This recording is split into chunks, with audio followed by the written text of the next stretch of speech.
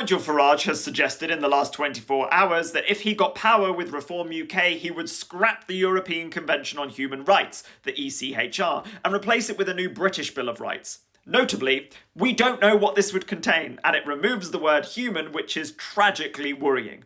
Anyway, just so we're all clear, you're covered by the current ECHR in the following areas. I just need you to understand that, because I'm not sure that you do. This means you. This is what you currently have and are protected by. Article 2, right to life. The government must protect your life. They can't end it. Article 3, freedom from torture or inhumane treatment. You can't be tortured, treated cruelly, or subjected to degrading punishment. Article 4, freedom from slavery or forced labour. No one can own you or force you to work against your will. Article 5, a right to liberty and security. You can't be locked up without a good reason. If you're arrested, it must be legal, justified, and you must be told why. Article 6, right to a fair trial. If you're accused of a crime and involved in a legal case, you have the right to a fair and public hearing by an independent court within a reasonable time.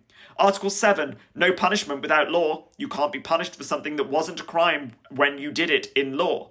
Article 8, right to a private family life. You have the right to privacy in your personal life, relationships, and home. The state must respect your family life unless there's a very good reason, such as protecting children.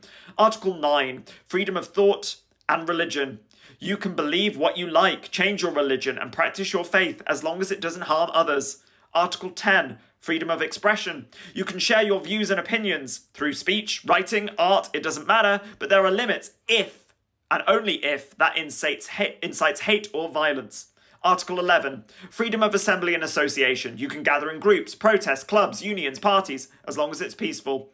Article 12, right to marry and start a family. Adults have the right to marry and have children according to the law of their country. Article 13, right to an effective remedy. If your rights are violated, you must have a right to challenge that in court. Article 14, freedom from discrimination. You can't be denied because of these rights, such as race, sex, religion, political views, disability, sexual orientation. Extra rights and protocols include right to property. You can own things and the government can't take it away without good reason or compensation. A right to education. Everyone has the right to go to school. Right to free and fair elections. You have a right to be able to vote in free and fair elections. Now, Farage's new version of the British rights hasn't been drafted. We have at this moment absolutely no idea how this would legally work or intersect with other laws. Nothing. The man has provided nothing.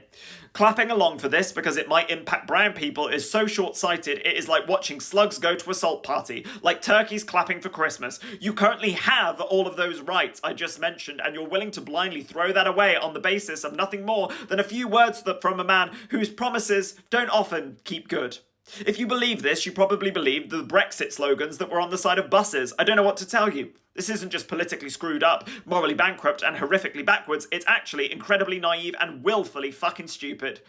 For a politician to stand on a stage and say that he'd take away your rights, and you clap along at that prospect purely because it might affect people of a different race is so woefully misguided, it demonstrates a political ineptitude beyond all possible measure.